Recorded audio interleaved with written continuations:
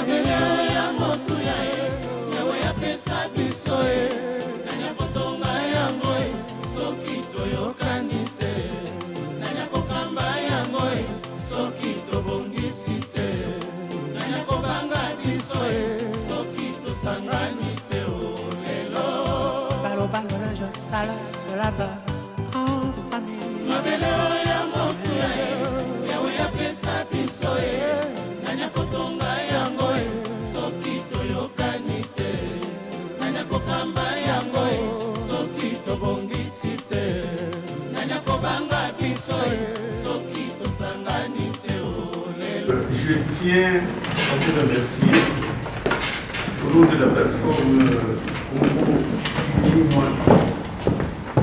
Fuma Kwanza pour votre présence aujourd'hui dans cette salle.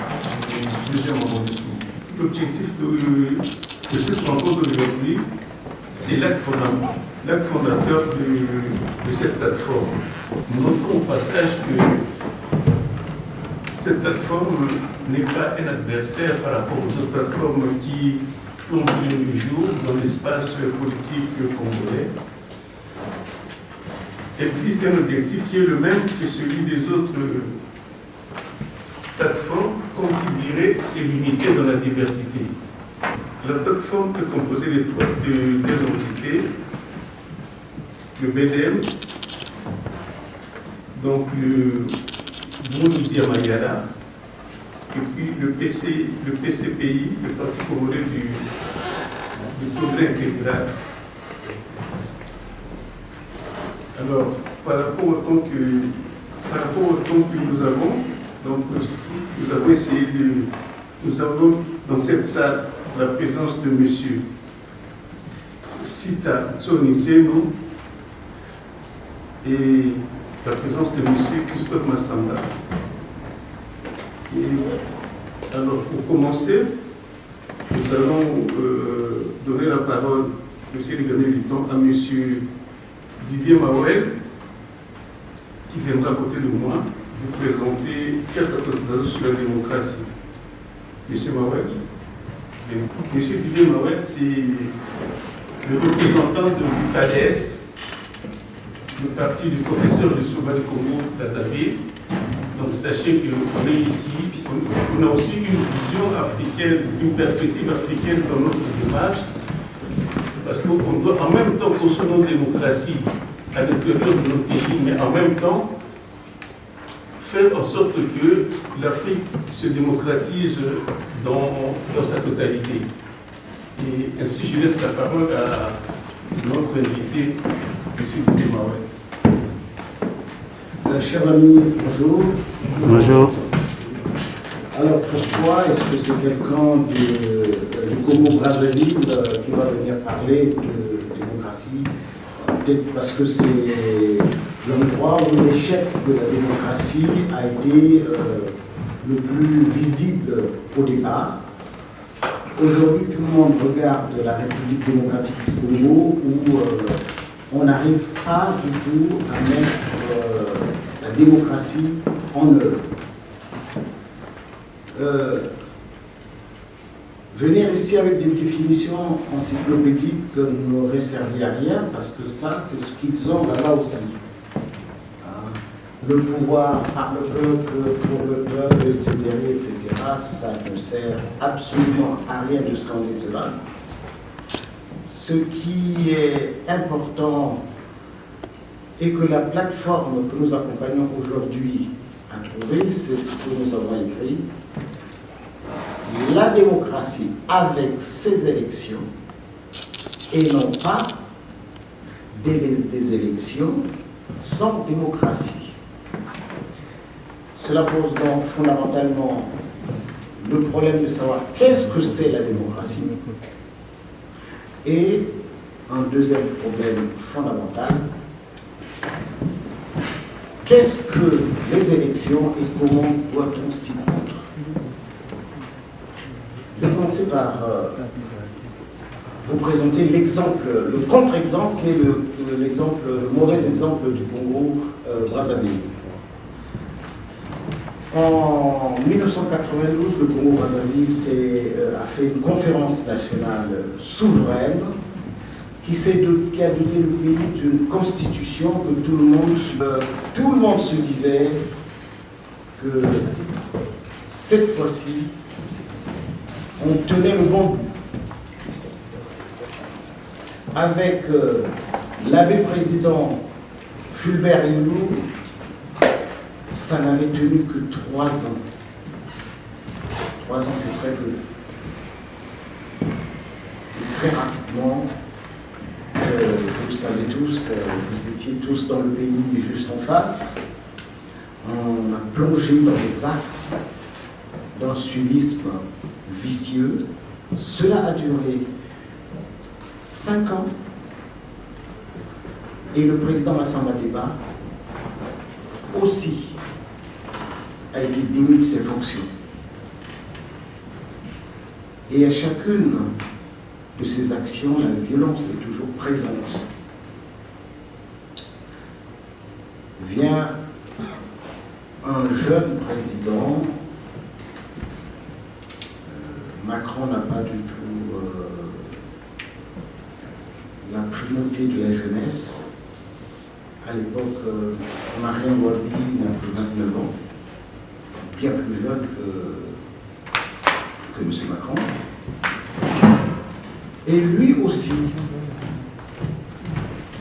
va entrer dans un certain nombre de contradictions parce que le mot démocratie n'allait pas avec le mode de gouvernement qui avait été mis en place. Ça veut dire que nous sommes en train de nager dans des profondeurs de dictature. Si c'était par des élections, on le saurait. La RDC a eu des élections. Ce qui est sorti des urnes, c'est tout sauf la démocratie. Tous ceux qui ont voté ont pu voir comment M. Kabila, avec l'invention du glissement, s'efforce de rester le plus longtemps au pouvoir. Il n'est pas question d'alternance. Il veut être le seul et l'unique. Alors vous allez me dire, mais de l'autre côté, la conférence nationale a mené quelque chose. Oui, des élections libres, réellement libres. Un président réellement élu. Et c'est là que le malheur de ce pays commence. Parce qu'on va retrouver non seulement des compagnies internationales des multinationales qui vont commencer à financer une rébellion. On a vu d'abord en RDC et même au Brazzaville des partis après les indépendances qui ont fonctionné et il y a eu des élections à l'époque. Mais moi aujourd'hui je m'interroge aussi sur un aspect du droit constitutionnel du moment où nous avons quitté ces partis-là pour aller créer des partis uniques de type africain. Et ces partis uniques de type africain, dans certains pays, ont semblé fonctionner correctement. Mais est-il qu'aujourd'hui, depuis, comme tu avais dit, que le Premier Mitterrand avait parlé, les partis uniques de type africain disparaissent pour revenir à nos partis qu'on avait à l'époque et qui d'autres restent encore sur les bases tribales. Et je pense qu'en Afrique, nous avons encore du boulot. Et je terminerai ce chapitre-là en disant simplement que le président Obama avait dit une phrase importante, comme quoi l'Afrique n'a pas besoin d'hommes forts, mais l'Afrique a besoin des institutions fortes. Merci. Merci. J'appellerai M. Sonizou de venir ici pour sa contribution. Vous avez sûrement entendu parler du Mwadanteni, mais Aujourd'hui, vous avez la chance d'avoir son représentant, M. Tsonisé. Vous avez la parole.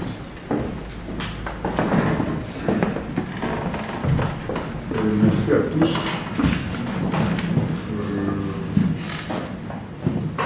Je suis très content de pouvoir être en face de vous. Parce que surtout moi, j'ai besoin de plusieurs questions pour des gens qui ont toujours, se posent toujours des questions de moi intime. C'est comme ça. Ce que nous sommes en train de faire ici, c'est lui qui m'avait demandé ça et qui avait demandé de tout au pays que je devais quand même commencer à pouvoir mettre une plateforme qui doit essayer de regrouper toutes les tendances qui regardent sur la même direction pour sauver sa vie. Pour ça, j'ai profité aussi de ça aujourd'hui pour pouvoir aussi vous présenter des gens qui sont des représentants ici en France, qui vont continuer à faire du travail. Moi, je vais tout simplement signer une déclaration, c'est comme on a toujours fait. Le président vient, il met une petite brique là-bas, et la maison sera construite par l'entrepreneur. C'est pour ça que je suis à votre disposition pour vous poser toutes les questions que vous vous posez sur mon métier. Je vous accorde la parole.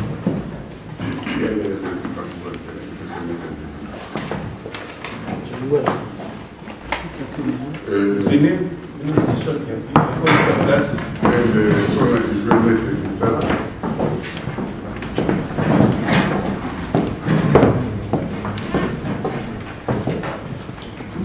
Dans un pays, c'est le responsable là-bas qui te reçoit. C'est lui qui doit dire la déclaration.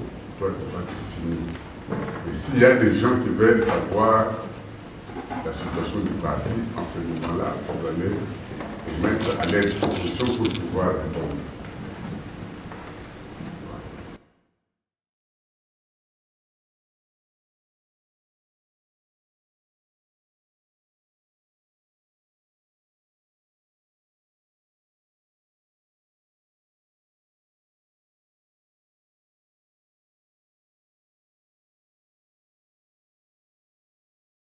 Quelque part, il s'appelait Manelidja. Manelidja, c'était une personnalité. Il a accompagné, comme Moudassi Tansonisé, qui est ici à la tribune, ils ont accompagné le Laurent Désiré Kabila jusqu'à son avènement à Kinshasa. Et il est décédé. Mais pourquoi je pense lui rendre hommage aujourd'hui? C'est parce que juste avant de mourir, avant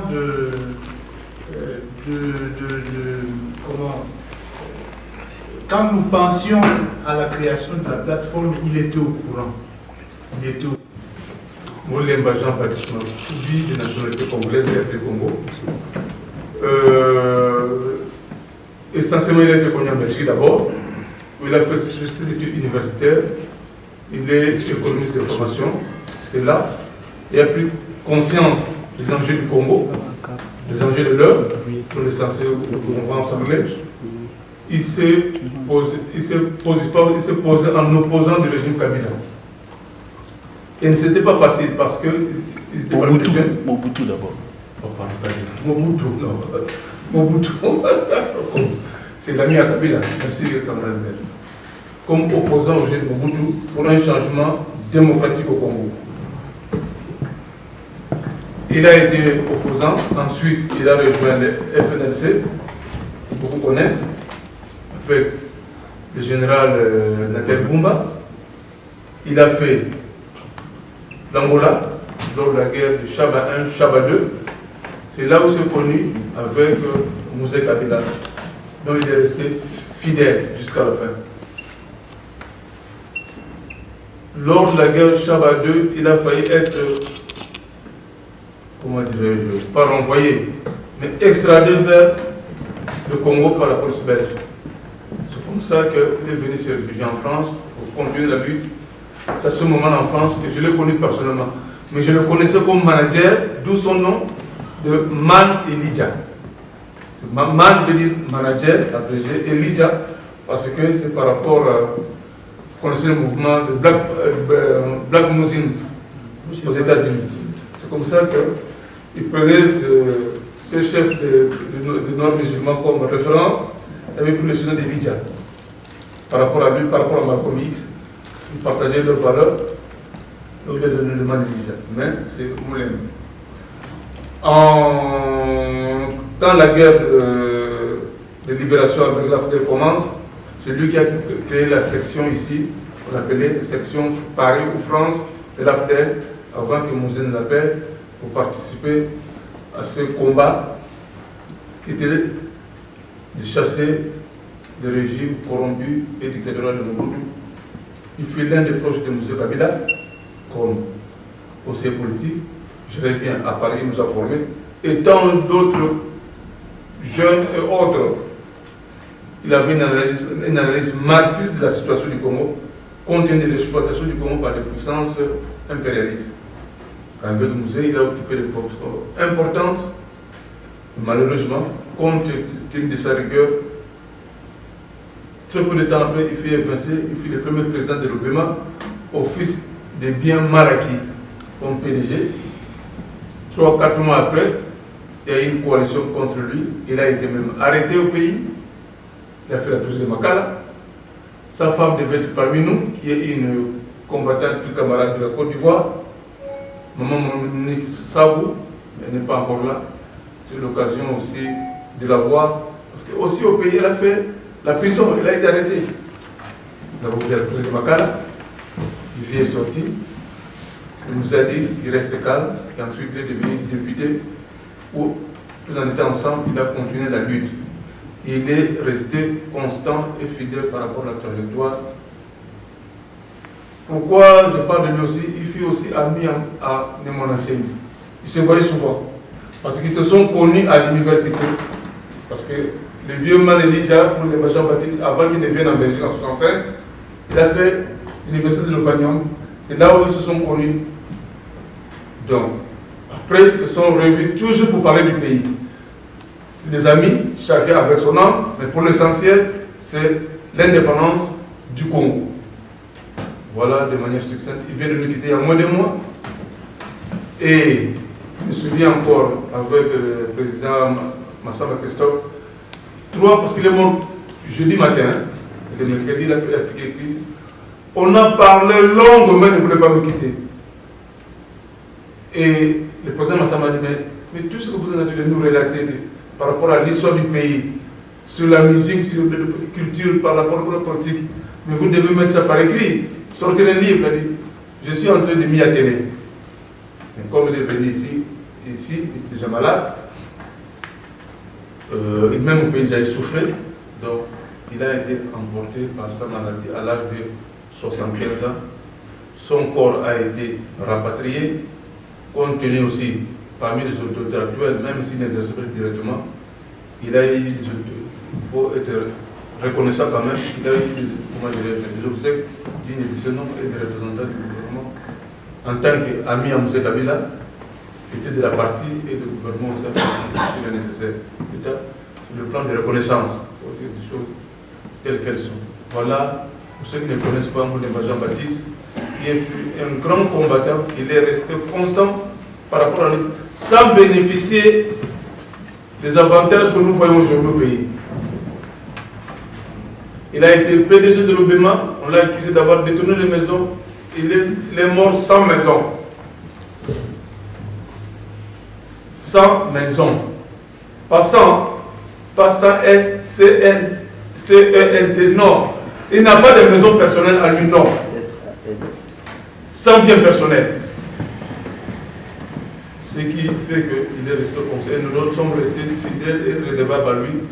Il ne faut pas qu'un tel personnage qui a donné sa vie pour ce pays, et comme a dit notre ami qui vient de parler, qui a pris la parole avant moi, qu'on soit vraiment concret par rapport à ces enjeux de l'heure, que ce soit chez nous, parce que tout ce qui se passe au Congo, Kinshasa intéresse le Congo-Brazzaville. et vice-versa. Parfois, le Congo-Brazza a été, comment dire, beaucoup de choses qui passent chez nous, le Congo-Brazza anticipe vice-versa. Donc voilà un peu, je tenais beaucoup vraiment à rendre hommage à ces personnages. Et pour terminer, si on peut prendre, se mettre debout, prendre une minute de silence, ça peut vous avez des choses.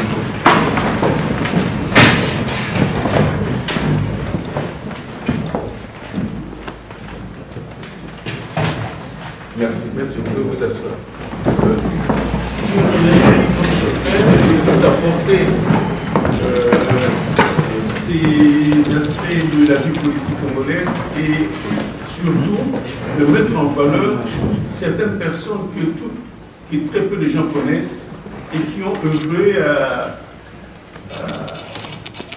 et qui continuent à œuvrer à la mise en place de cette démocratie dans ce pays qui est la RDC. Donc, avant de passer à ces deux déclarations, M. Massamba Costo va nous faire un petit exposé sur la démocratie avec élection, sans élection. Voilà, je vous donne la parole. Ok. Le message, le plus grand message qui nous a amené à avoir cette coalition, c'est vraiment se battre pour qu'il y ait des élections un jour au Congo, peut-être pas immédiatement, mais qu'il y ait des élections quand le Congo sera dans les conditions d'avoir de bonnes élections. Et non pas seulement des élections qui soient un besoin parce que certains veulent qu'il y ait des élections en RDC. Alors pour ça, je me suis dit pendant 10 minutes, je vais essayer de parler un peu de ce que nous sommes en train de vivre. La crise électorale, ce n'est pas une crise qui commence aujourd'hui. En réalité, la crise électorale débute en 2006. Les jalons de la crise électorale sont déjà implantés avec Sun City, avec les accords de Sun City.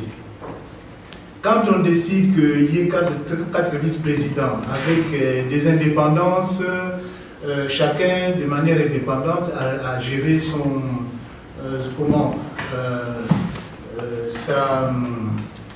entité, l'entité que le pays lui avait confiée.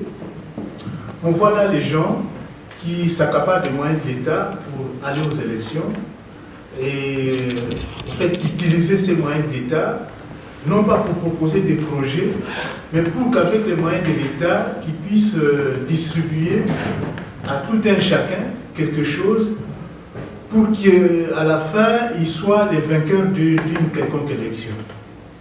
Donc voilà dans quelles conditions on arrive en 2006 à avoir des élections qui posent d'ailleurs problème parce que après les résultats n'ont jamais été conformes à ce qui s'est passé dans les urnes.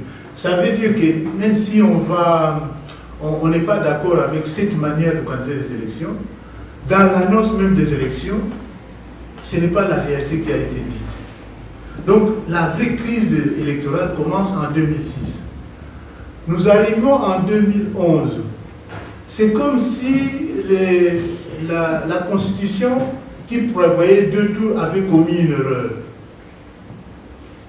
Pour qu'au final, il n'y ait jamais débat sur ce que les politiques doivent proposer aux Congolais, il faut supprimer le 2e tour. Et vous vous souviendrez que le 2e tour a été supprimé en février 2011, alors que nous allons avoir des élections en novembre 2011. Supprimer le 1er tour des élections, ça veut dire quoi? Le 2e tour des élections, ça veut dire quoi? Ça veut dire que chacun vient avec son petit discours, sans projet, avec son porte-monnaie, avec son bralima, distribué, puis c'est ça la nouvelle culture. Et puis à la fin, même si vous obtenez 15%, vous obtenez 15%. Si les autres ont obtenu 10, 2, 3%, c'est vous qui devenez président de la République. On ne sait pas exactement qui a obtenu quoi dans le pourcentage annoncé à la fin des élections en 2011. Mais est-il que, avec la déclaration des catholiques, Kabila n'était pas vainqueur.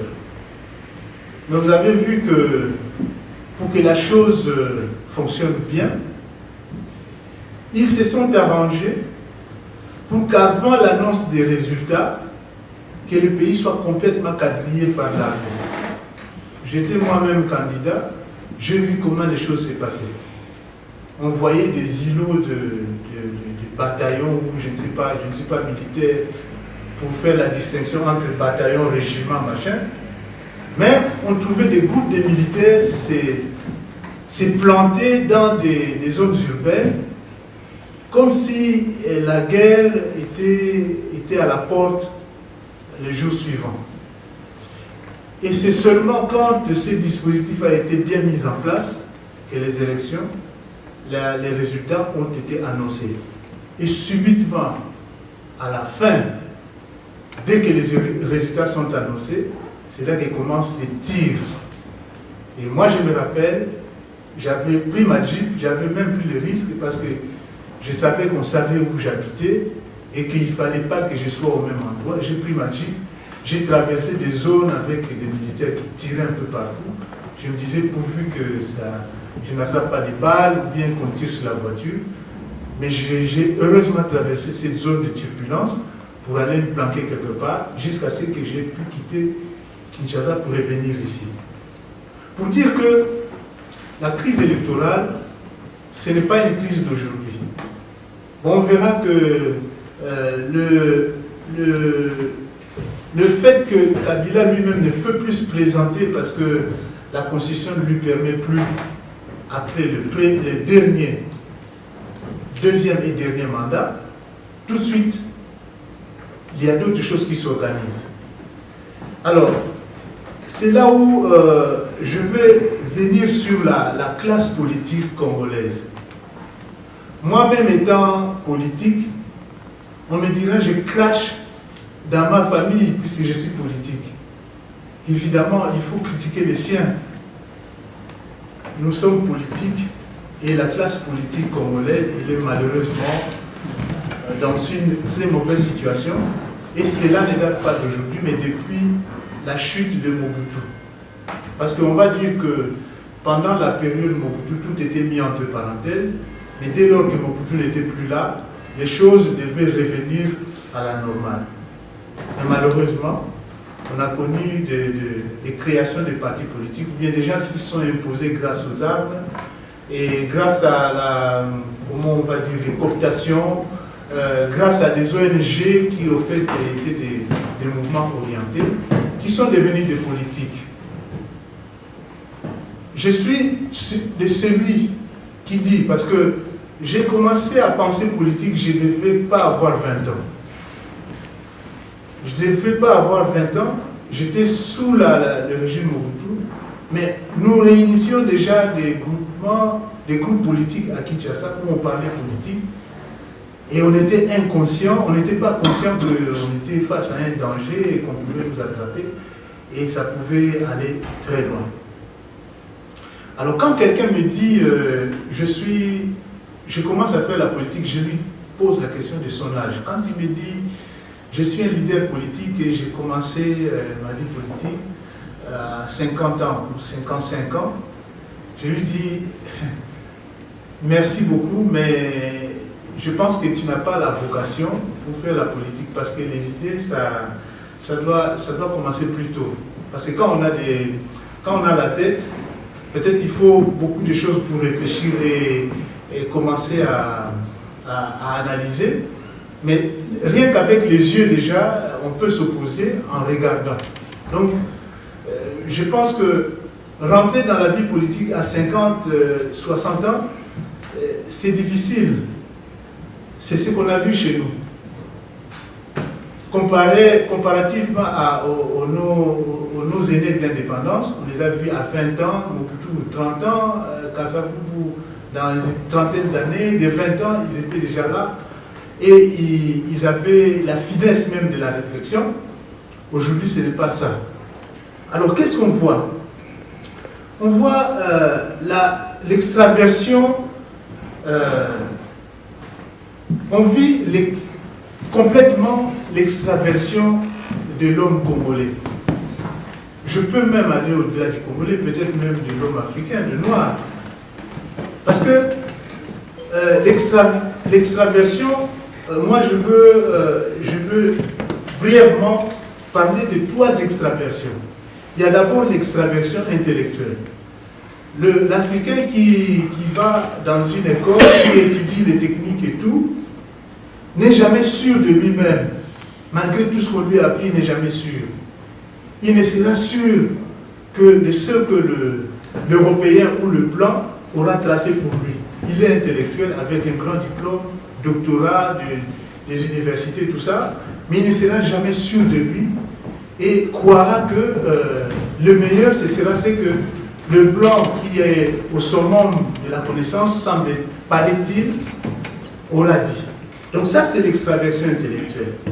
Et puis nous avons l'extraversion monétaire, c'est-à-dire que pour penser l'économie chez nous, comment diriger notre pays sur le plan économique, même si on a appris toutes les théories de l'économie, on s'abstient à penser soi-même l'économie, c'est-à-dire à inventer ce qui n'existe pas, parce que seul le mot d'ordre du Fonds monétaire de la Banque mondiale, du Fonds monétaire international ou de la Banque mondiale est valable. D'où l'économiste congolais, lui, il dira moi j'ai fait ce que la Banque mondiale veut, ou bien ce que le Fonds monétaire international voudrait que l'on fasse. Et ce que décidera le Fonds monétaire international deviendra la vérité économique de l'intellectuel congolais. Venons-en maintenant à ce qui nous concerne aujourd'hui, la situation politique et diplomatique. Qu'est-ce que nous voyons? Nous sommes aujourd'hui dans une démarche où nous voulons aller aux élections. Les gens disent les élections, les élections, les élections. Quand vous parlez de démocratie, ils disent élections. Ils n'ont pas de projet. Mais vous, les politiques africains et surtout congolais, nous vous proposons des mauvais projets, mais vous ne nous proposez rien. Vous n'avez rien à nous proposer. Quel que soit le politique congolais, il vient ici, pas pour nous proposer des choses, mais pour écouter ce que nous avons, ce que nous pensons, que lui va aller appliquer. C'est ça l'extraversion politique. Ça veut dire quoi? Aujourd'hui, il y a une décision prise par un cabinet quelconque à Washington, à Paris ou à Bruxelles sur le Congo. Dès que cette position sera rendue publique, elle deviendra la position de l'homme politique congolais. Nous le voyons. La décision d'aller aux élections, il vous faut, vous les Noirs, là, il vous faut des élections, à tout prix des élections. Et les élections, il vous faut à tel moment. Quand c'est arrivé à l'oreille du Congolais, le Congolais a mis sa veste, sa cravate, des belles chaussures. Il passe à la télévision, il dit, pour nous, il faut les élections et à la date donnée. Quand vous regardez, quand vous observez ou vous examinez la date, c'est la date indiquée par les donneurs d'ordre. Alors que les donneurs d'ordre donnent une proposition, donnent même une indication, ça peut même être une imposition, mais une imposition des autres n'est qu'un sujet à discussion. Pour nous, si on se met réellement ensemble, on va mettre ça sur la table de discussion et discuter. Mais qu'est-ce qui arrive? on voit des droites jusqu'à la gauche. Tout le monde veut les élections. Et le vrai problème maintenant pour les politiques congolais, c'est quoi? Ah non, c'est pas avec la machine à voter. Si c'est à la machine à voter, on n'ira pas. Et encore, ce qui est grave, on commence par dire non, la machine à voter, c'est pas bon, mais si c'est examiné par des internationaux, ça devient valable. Sans oublier que le dialogue que les Congolais ne voulaient pas, on avait fait comme exigence la demande, la présence des internationaux. Mais les internationaux, on va les trouver. Il y a eu Edem Kodjo, qui était l'international Edem Kodjo. Et nous avons aujourd'hui encore pas de chance parce que nous avons le président de l'Union africaine qui est le super international. Il semble que c'est le président Kagame, non? Oui, c'est lui. Ouais, c'est Kagame, l'international. Il va trouver un international qui va répondre aux exigences de la classe politique congolaise et nous aurons un international pour utiliser la machine à voter. Figurez-vous encore que les États-Unis sont opposés à la machine à voter, mais là, du coup, les régimes congolais et les politiques congolais ne se sont pas opposés farouchement à la machine à voter. Ils ont dit, on met une condition. Et surtout que les évêques ont été les premiers à donner cette indication. Donc, c'est ça la suite. C'est pour dire qu'on ne nous trompe pas. Certaines choses dépendent de nous, même si tout ne dépend pas de nous. Certaines choses dépendent quand même de nous. Alors, puisque certaines choses dépendent de nous, il faut construire le débat, même avec les Occidentaux. Nous avons le cobalt, certes, nous avons le coltan, nous avons aussi la réserve de l'eau, nous avons la réserve de forêt. Mais tout ça ne doit pas nous empêcher de créer la discussion. Si nous sommes vraiment ensemble, raison pour laquelle, pour la journée d'aujourd'hui, nous avons adressé des invitations à tous les grands, en tout cas les partis les plus médiatiques de la RDC, qui, semble-t-il, sont dans la même voie du départ de Joseph Kabila. Nous les avons invités à cette conférence pour leur remercier et puis avoir leurs sentiments pour ce que nous sommes en train de faire. Bon, il est possible que les uns et les autres aient été empêchés, occupés par d'autres impératifs et ils ne sont pas là et c'est très malheureux. Mais est-il que nous ne ferons plus rien tout seuls, surtout que nous avons demandé à construire quelque chose. Nous sommes mis d'accord avec Diamayala et le PCPI, et puis d'autres mouvements viendront, qui sont là, mais qui n'ont pas encore pris leur décision définitive, qui viendront nous rejoindre. C'est pour ça que je vous dirais que, avec, comme l'a signalé M. Sita Zonizeno, qui est le directeur du bureau politique de Boubou Diamayala, qui est en même temps le porte-parole de Némoa Nansemi, il l'a précisé, c'est vraiment avec plaisir et l'accord de Némoa Nansemi et de moi-même que nous avons commencé cette construction de cette plateforme politique. Et le but de cette plateforme politique, évidemment, c'est amener sur les tables de négociation toute la problématique congolaise et ne plus laisser le champ libre simplement à une parole prononcée en Occident qui deviendrait la Bible pour les politiques congolais. Nous sommes, vous vous souviendrez que Mobutu, en 1960, n'était que simple dactylographe et sergent sorti de la force publique. Vous vous souviendrez que Kasavubu n'était que quelqu'un sorti du séminaire, du grand séminaire, qui était bon, il avait quand même fait la philosophie, c'était quand même le summum de la connaissance en RDC, mais pour le reste, les nombreux hommes politiques n'avaient pas le niveau que certains ont atteint aujourd'hui. Mais ils avaient cet amour du pays et qui les faisait transcender, qui les faisait aller plus loin dans le combat. C'est pour ça que Boundou Diamaya, la RDC-pays, forme aujourd'hui la Congo Uni Fumaki Kwanza, évidemment, pour mener de l'avant ces combats politiques, pour quitter l'extraversion, pour que le Congo entre vraiment dans la discussion.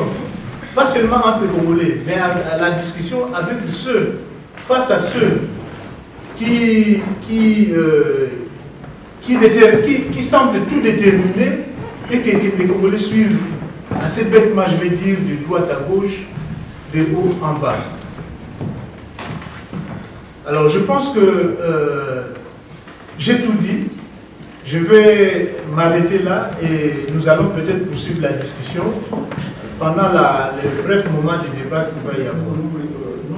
On va d'abord lire les déclarations et puis ensuite nous allons échanger avec. Nous n'allons pas échanger, poser des questions et évidemment c'est des suggestions. Donc vous pouvez commencer la lecture des déclarations. Merci beaucoup. Je remercie les rédacteurs des moments de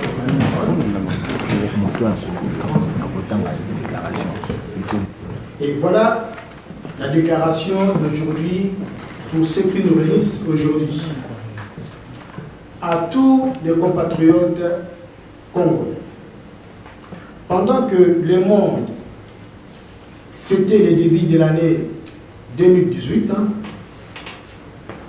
ce 31 décembre 2017, la République était plongée dans les deuils, comme son habitude, par le régime de Joseph Kabila, à qui la responsabilité politique et certains Congolais avaient offert les glissements en décembre 2016 pour éviter justement les massacres qui est toujours permanent. Les chrétiens catholiques qui ont pris le pouvoir d'exprimer les désaveux de tout le peuple congolais ont subi les répressions de celui qui a saboté le processus électoral 2016 en violation de la Constitution et qui entretient le chaos. Constatant le soutien au régime par la communauté internationale à travers son calendrier électoral, ces textes et d'autres initiatives, malgré plusieurs massacres et 80 communes actuellement identifiées, sans compter les assassinats des agents des Nations Unies, nous mesurons la responsabilité du peuple pour ne compter qui sur lui-même en fait d'apporter la solution qu'il attend. Le poursuivant de la situation et l'impasse politique congolaise exigeant une organisation populaire sérieuse afin de disposer de tous les moyens d'affronter ces régimes prédateurs, à favoriser l'idée d'une mise en commun de toutes les forces congolaises et la résistance.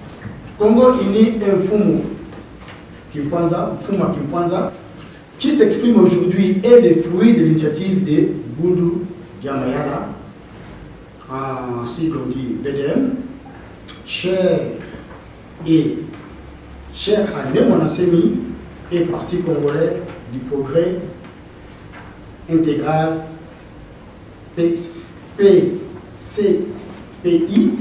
de M. Christophe Massamba, qui prône la mutualisation de toutes celles des forces de la société civile. Les partis politiques et autres mouvements réellement déterminés à empêcher la poursuite de la gestion chaotique de la République démocratique du Congo par le régime imposé par M. Joseph Kabila, qui a choisi l'utilisation de moyens militaires pour se maintenir en poste dans le but d'y démérer à la vie et défaut d'organiser la fraude électorale qui placera un de ses fidèles pour les intérêts contraires à ceux du peuple congolais.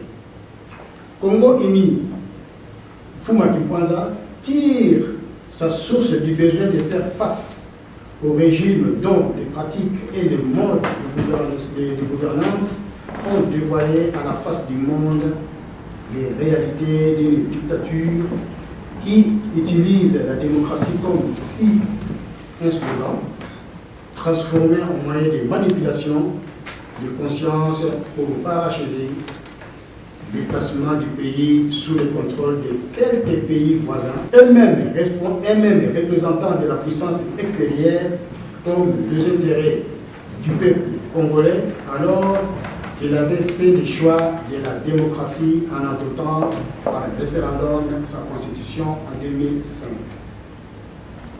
Constatant l'entretien des crimes, massacres, viols et fléaux responsables de la souffrance et des incertitudes politiques, l'impunité pour le détournement des moyens de l'État et des fonds publics, l'absence de volonté de développement, atteinte aux droits, liberté d'expression de la presse et aux libertés politiques. Constatant l'importance des fonds engagés en lobbying pour l'achat de soutien des puissances occidentales pour ces régimes, sans modification frauduleuse de la loi électorale qui introduit à la machine à voter le découpage unilatéral du territoire, la manipulation de la CENI, disons cela, et d'une frange de la population dans un dialogue qui a conduit à un glissement du président lui-même de toutes les institutions politiques qui s'accrochent sans mandat du peuple. Considérant désormais le régime de Joseph Kabila comme le premier danger contre les progrès de la République démocratique du Congo, la plateforme dénommée Congo Uni Fumbu Kimpanza est née pour renforcer la lutte contre ce qu'il nomme la négation de la démocratie. En solidarité avec toutes les partis et toutes les forces politiques et sociales, partis et plateformes qui s'activent avec la détermination à la recherche des moyens d'écarter le danger qui s'est accaparé les institutions congolaises. Enfin, remettre notre bien commun, la République démocratique du Congo, sur le chemin de la démocratie, seule garantie, justice et la paix et du progrès. Et voilà la déclaration politique qu'on a faite pour aujourd'hui. Je vous remercie.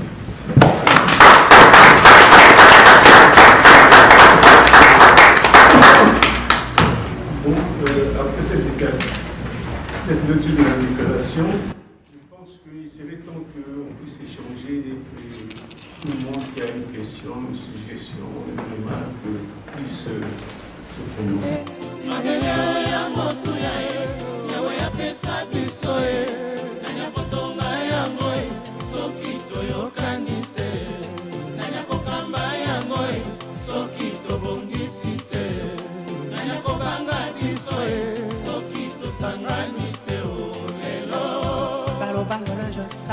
Cela va en famille. Mabele ya motu ya yawe ya pesa biso nanya kotonga yango soki toyokani te nanya kokamba yango soki tobongisi te nanya kobanga biso